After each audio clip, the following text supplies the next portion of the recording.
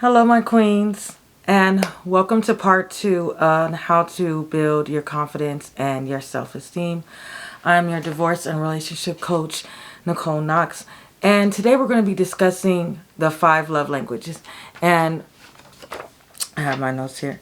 The reason why we're discussing the 5 love languages is if you don't know how to love yourself properly or how you perceive love for yourself, how would you know, well, how would someone else be able to love you? And one of the major things that I recognized in my history with relationships were, you know, they were doing things for me that, although yes, I was grateful, but I didn't still quite feel loved. It wasn't in the way that I wanted to be loved or the way that I perceived love to be. And I'll go into details and explain why. So these are the 5 love languages. We have words of affirmation, quality time, physical touch, acts of service, and receiving gifts. So, words of affirmation, just a summary. People that their love language is words of affirmation is they like to hear, I love you, I love you. They like validation. They have to hear about how much you care about them, how much you mean to them. They need that, and that's how they perceive their love, or how they receive their love. They need praise. They need to be uplifted and encouraged. So you have the people that for words of affirmation. Quality time. These are quality time people that receive love through quality time, like a lot of time together, whether it be watching TV, going out, as long as you guys are together, or even if you guys can be sitting in a room doing nothing, as long as you guys are together. That's how they receive love, is through the quality time.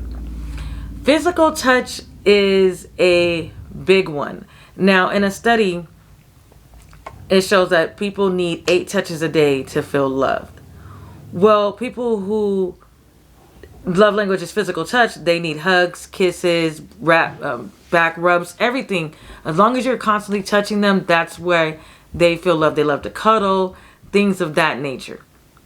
Then you have me. My love language is acts of service. We are the type of people that you need to make our life easier through some type of service that basically makes our life easier or stress-free. And that's how we feel loved. Little things like putting gas in my car so I don't have to do it, or cooking dinner and I don't have to do it after a long day of hard work, or making up the bed or cleaning up the room for me. That is how I perceive love, because you are doing a service for me that I am too tired or can't do for myself, so you're doing it for me. And then receiving of gifts, material things. People that love language is that, giving them money and buying them things. That's how in their mind they perceive that to be love. Now, one of the things that I noticed about myself was, because acts of service is my love language, that's how I love people. It's through my acts of service. I am constantly looking for ways to make a person's life easier. In a sense of, they say you can't fix it, but I'm the type of person that if I have the means to do so, or if I have the physical capability to do so, then I will. And because that's my love language, is I show, how I can be of service or be of help to someone. That can go either way, because, not everybody needs their life fixed or put back together, things of that service, things of that nature. And the hard part about it is, in this new age, in this new generation, people are selfish. So acts of service, it's easier to say something nice. That's actually kind of difficult, but it's easier to say something nice, or it's easier just to buy you a gift, or I spent a little bit of time with you, so you should be grateful. But for people with acts of service, no, you really have to go out of your way and do something for me. And that's how I perceive love. I'm not very good with gifts. I don't, gifts to me don't impress me. I love Christmas, and I love my birthday. And, so going out and doing something on those days, or spending quality time, or getting the kids gifts. Like, I love doing things like that. But, you know, outside of that, and I'm getting gifts and stuff like that, it's kind of weird to me, because, again, that's not my love language. That's not how I perceive love. I'm very grateful for it. However, I would prefer that, you know, when I got off work, you rubbed my feet, or you rubbed my back, or you cooked dinner, or, you know, just made my life just a little bit more smoother. Or, you know, if I was stranded and you towed my car, something that, you know, that you really had to put work into. And the reason why learning your love language is so important is because if you're constantly filling up yourself with your own love language, one of the things that I noticed about myself was that, yes, I provided acts of service to people, but I was very difficult. I'm very difficult on myself. I don't provide myself that same grace for myself. So, no, I wouldn't draw myself, you know, I would get in the bath because, you know, you got to shower and things of that nature. But just taking the time to really love myself and draw myself a nice bath. Or saying to myself, like, you know, if you meal prep, then that way your food will already be made, and it cuts a lot of the stress out of your day, so that you don't have to recook and things of that nature. Do unto yourself the love language that you want to see, and that's part of self-love. You know, quality time. For people that's love language is quality time, take yourself out on a date. Take yourself out on a date, so when someone takes you out on a date, yes, you'll be very appreciative, but it won't be impressive. Like, it makes you fall in love all easy. It'll be something that you're constantly already showing to yourself, and you're giving to yourself. The physical touch is a little bit different. But again, I have children, and I have children that love physical touch. So, you know, I always try to give them hugs and things of that. I try to keep it mindful that because I'm not a physical touch person, that might make me lack in intimacy, or it might make me lack in being affectionate. So I try to practice that. I try to practice giving people hugs, giving the 8 touches, things of that nature, so that I can say, just in case my partner is a physical touch or things of that nature, I won't feel awkward in doing it because I've had some practice. Another good thing also too is practice the other love languages as well. Practice giving people encouragement. Practice spending quality time with friends and family. Again, like the physical touch, practice giving hugs to family and friends and just being close with them.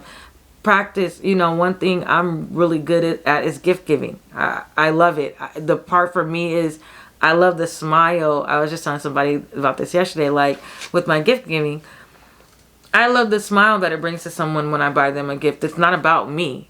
It's not about like, oh, did they buy you a gift in return? Like, that never even crosses my mind, because I get so excited off of the fact that, you know what, my significant other, you know, he mentioned a cologne, and I'm like, oh, well, I'm out buying myself perfume because I needed another bottle of perfume, and I'm like, oh, I'll just pick up his cologne and while I'm here.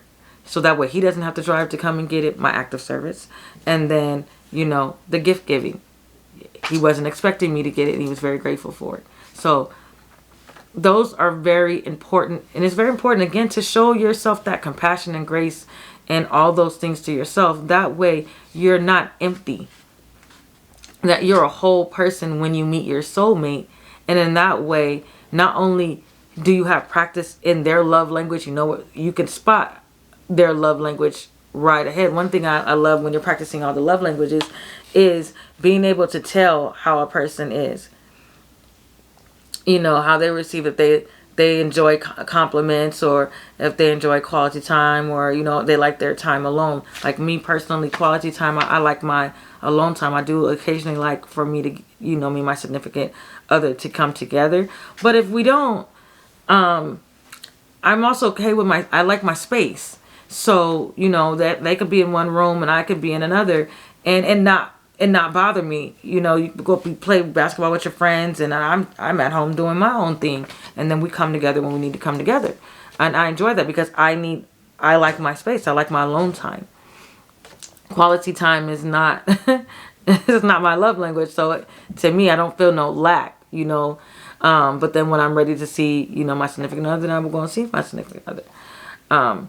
But again, it's very important. I'm going to touch bases on each one and dive deep into each one so that you can tell the difference. Also, I'm going to leave the link to Gary Chapman's book, the book on 5 love languages for you guys to read and purchase on your own.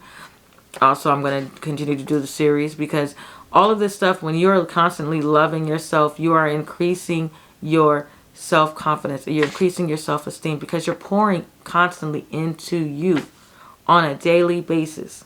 And that's one of the biggest things that people lose in relationships and even in singlehood, is the self-love. They really lose it in relationships because they get so self-absorbed with the relationship that they forget to love themselves or make themselves a priority or make themselves so important, because they've already put the relationship on the pedestal. So with always continuously practicing self-love, you're filling up your own cup. And then that way, you know, you are able to pour into your significant or other, and they're able to pour into you. But you can't pour into someone and you have nothing to pour. So that's why you want to continuously, if you haven't watched my other video, I also will attach it to this video as well, on doing all these tips to increase your self-esteem and your confidence, so that you could be a better person and a better partner.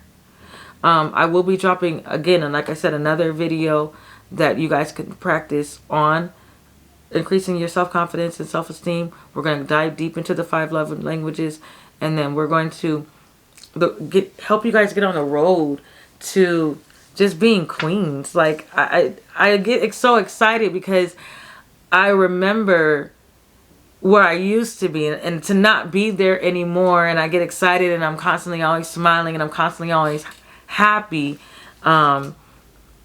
It's just really exciting to me, and I'm glad to any woman that's going to be taking this journey with me or watching my videos. So I hope that you guys enjoy. Please subscribe to my channel, and see you guys tomorrow.